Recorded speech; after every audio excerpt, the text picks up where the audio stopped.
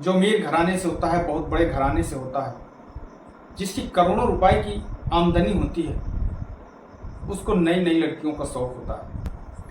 और फिर वो एक दिन मैट्रिमोनियल साइट पर अपनी एक आईडी बनाता है जिसमें वो अपनी उम्र को करीब 11 वर्ष और वहीं पर वो दिखाता है कि उसकी जो सालाना इनकम है वो 1 करोड़ रुपए है।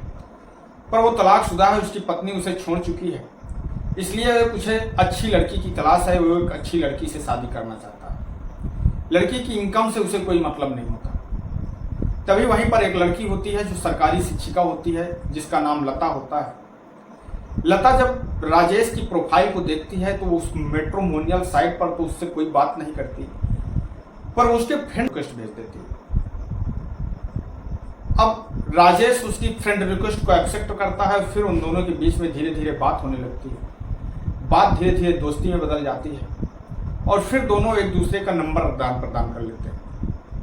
नंबर लेने के बाद में दोनों एक दूसरे से बात करने लगते हैं और फिर वो दोनों एक दूसरे से शादी करने का फैसला करते हैं। राजेश एक दिन लता से कहता है कि आप देखने में बहुत प्यारी हो, मैं आपसे शादी करना चाहता हूँ। लता भी ये सुनकर के खुश हो जाती है, क्योंकि वो सोचती है कि इतना अच्छा लड़का उसे कहाँ मिलेगा जो करोड़ों रुपए कमाता है। उसकी जिंदगी के 4 चांद लग जाएंगे, उसकी जिंदगी के जितने भी सपने हैं वो सारे सपने पूरे हो जाएंगे। वो अपने घर पर जाती है। अपने घर पर यह बात अपने माता पिता को बताती है कि वो राजेश विश्वकर्मा, जो शहर का जाना माना नाम है, वो उससे प्यार करती है और उससे ही शादी करेगी। अब जो उसके माता पिता होते हैं वो लोग भी कोई इतराज नहीं करते, क्योंकि वो भी जानते थे कि इतने रईस घराने का लड़का उनकी बेटी को कहाँ मिलने वाला है। अब उन दोनों की शादी की डेट फिक्स होती है 24 अक्टूबर 2019 को छत्तीसगढ़ की राजधानी रायपुर के एक आलीशान होटल में उन दोनों की शादी की पार्टी चल रही होती है। तभी जो लता के परिवार के जितने भी लोग होते हैं, रिश्तेदार होते हैं, उसके मिलने वाले लोग होते हैं, सारे लोग उस पार्टी में आते हैं। पर जो राजेश विश्वकर्मा होता है, उसके परिवार से कोई भी व्यक्ति उस शादी में शामिल नहीं होता। अब राजेश, लता के माता पिता, लता के परिवार के लोग राजेश से इस बात का जिक्र करते हैं कि आपके परिवार से आपके माता पिता कहाँ हैं, आपके भाई बहन कहाँ हैं, आपके परिवार से कोई भी व्यक्ति इस शादी में शामिल क्यों नहीं। राजेश कहता है कि देखो, राजेश कहता है कि उसने पहले ही बता दिया था कि वो लता से शादी करना चाहता है, वो लता से प्यार करता है, और इसलिए उसके माता पिता जो हैं वो नहीं चाहते थे कि मैं लता से शादी करूं, इसलिए वो लोग नाराज हो गए और इस शादी में शामिल नहीं हुए। पर आप लोगों को परेशान होने की जरूरत नहीं है, कुछ दिन के बाद में सब कुछ सही हो जाएगा। हम अपने माता पिता से बात करेंगे, वो लोग इस रिश्ते के लिए मान जाएंगे। अब जो लता के माता पिता होते हैं वो लोग भी इस बात को इग्नोर कर देते हैं, ज्यादा गहराई से नहीं लेते। लता भी इस बात को गहराई से नहीं लेती है। अब उन दोनों की शादी होती है। शादी की जैसे ही सारी रस्में पूरी होती हैं, 2 दिन तक लता रायपुर में ही रुकती है। वो दोनों एक दूसरे के साथ में सुहाग रात मनाते हैं और फिर 2 दिन के बाद में जो राजेश होता है, राजेश लता को लेकर के इंदौर पहुंच जाता है और इंदौर के एक होटल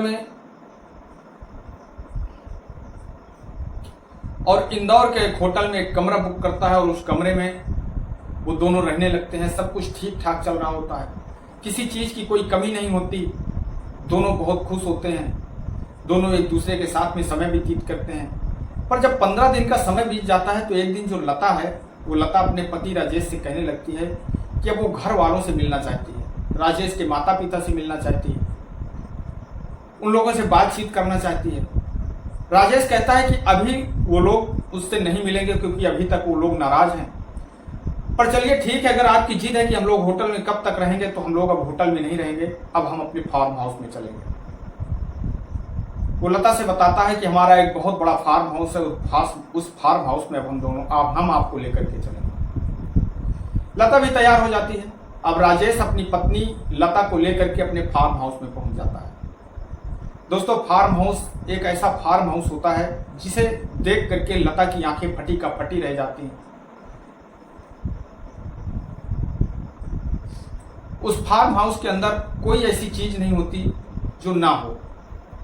आप जो खाना चाहें, जो पहनना चाहें, जहां पर बैठना चाहें, महंगा से महंगा बेड, महंगा से महंगा सोफा, महंगी से महंगी गाड़ियां, वो फार्म हाउस पूरा कैमरों से लैस होता है। लता जब राजेश के साथ उस फार्म हाउस में पहुंचती है और पहली बार उस फार्म हाउस के अंदर जाती है, देखती है, तो उसकी आंखें फटी का फटी रह जाती हैं।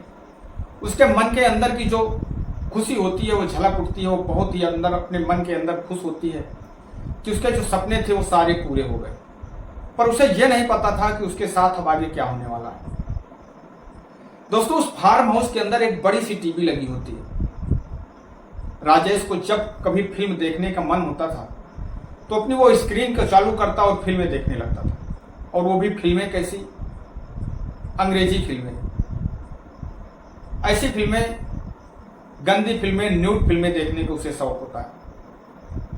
अब राजेश वहां पर न्यूड फिल्में देखता है। न्यूड फिल्म देख करके वो लता से उसी प्रकार से सेक्स करने की डिमांड करने लगता है। लता इसका विरोध करती है। शुरू में लता इसका विरोध करती है, पर राजेश लता को समझाता है। वो कहता है कि हम आप पर पत्नी हैं, हमारी इच्छा है और आपको हमारी इच्छा पूरी करनी चाहिए। इस तरीके से वो लता को कन्विंस कर देता है और फिर लता राजेश की बातों को मान जाती है। राजेश जिस तरीके से अंग्रेजी फिल्मों में देखता है उस तरीके से वो लता से भी डिमांड करता है और उसी प्रकार से वो लता के साथ में संबंध बनाने लगता है। लता अब इस चीज का विरोध भी नहीं कर पाती है। धीरे धीरे करके 15 दिन का समय बीतता है। 15 दिन तक तो इसी प्रकार सब चलता रहता है। 15 दिन के बाद हद तो एक दिन दोस्तों तब हो जाती है जब एक दिन राजेश अपने एक दोस्त को बुलाता है। उसका दोस्त उसके साथ घर पर उसका दोस्त उसके फार्म हाउस पर आता है। वो दोनों बैठते हैं, बैठ करके ड्रिंक करते हैं। उस समय उनके सामने जो एलईडी लगी होती है, टीवी लगी होती है, वो टीवी चल रही होती है। उस पर वही फिल्में चल रही होती हैं। राजेश अपनी पत्नी लता को बुलाता है। लता मौके पर पहुंचती है और उसके बाद में राजेश अपनी पत्नी लता से कहता है कि आज हम लोगों का डांस देखने का मूड है और अब आपको डांस करना होगा, वो भी ऐसा डांस कि आपके शरीर पर एक भी कपड़े नहीं होने चाहिए। बस उतने ही कपड़े हों जो कुछ प्राइवेट हिस्से को ढक सके। लता इस चीज का विरोध करना चाहती है पर वो विरोध कर नहीं पाती, क्योंकि अस्त्र शस्त्र की नोक पर लता के साथ में जबरन किया जाता है।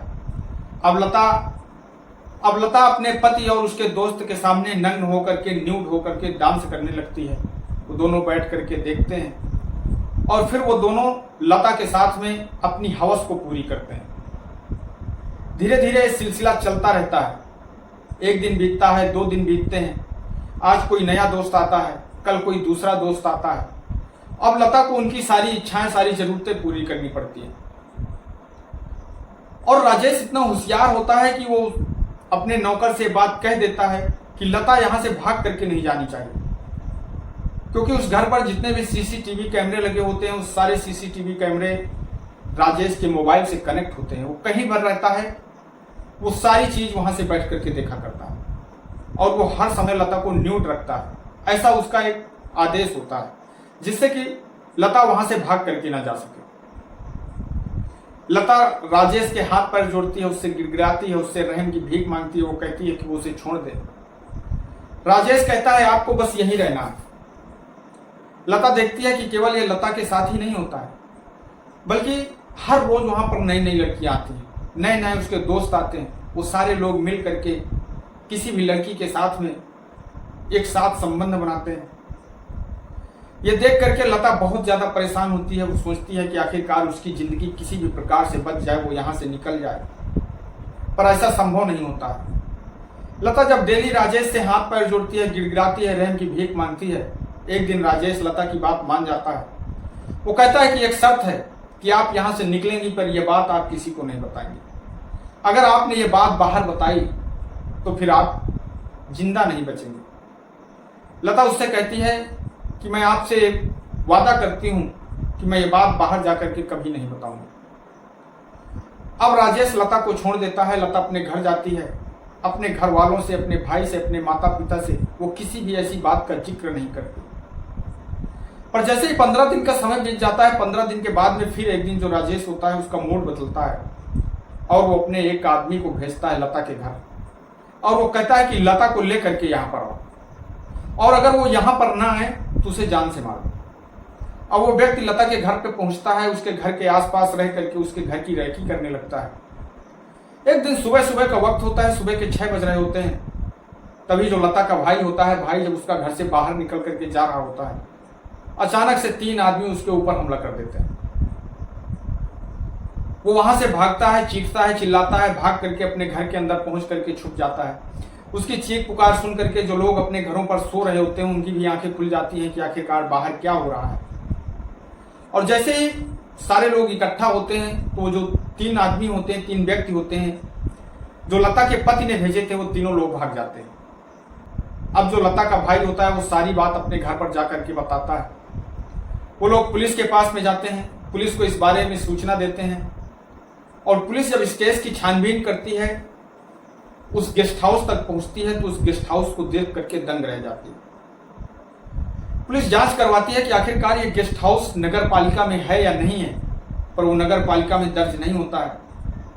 तभी प्रशासन बुलडोजर के द्वारा उस पूरे गेस्ट हाउस को धराशायी कर देती है। राजेश की जितनी भी संपत्ति होती है, उन सारी संपत्ति की जांच करने लगती है, जांच करती है और यह पता करने की कोशिश करती है कि आखिरकार राजेश ने और कितने इस तरीके के फार्म हाउस बनाए हैं और कितनी लड़कियों के साथ में इस तरीके का काम किया है। दोस्तों, पुलिस इस सारी जांच को कर रही होती है। तो इस घटनाक्रम को सुनाने का उद्देश्य किसी को ठेस पहुंचाना नहीं है, किसी को दुख पहुंचाना नहीं है, बल्कि आप लोगों को सजग करना है, सतर्क करना है। मैं आपका दोस्त सागर पटेल इन्हीं शब्दों के साथ में आपसे विदा लेते हैं। कल फिर मिलेंगे किसी एक नई कहानी के साथ में, किसी एक नई घटना के साथ में। तब तक के लिए नमस्कार, जय हिंद, जय भारत।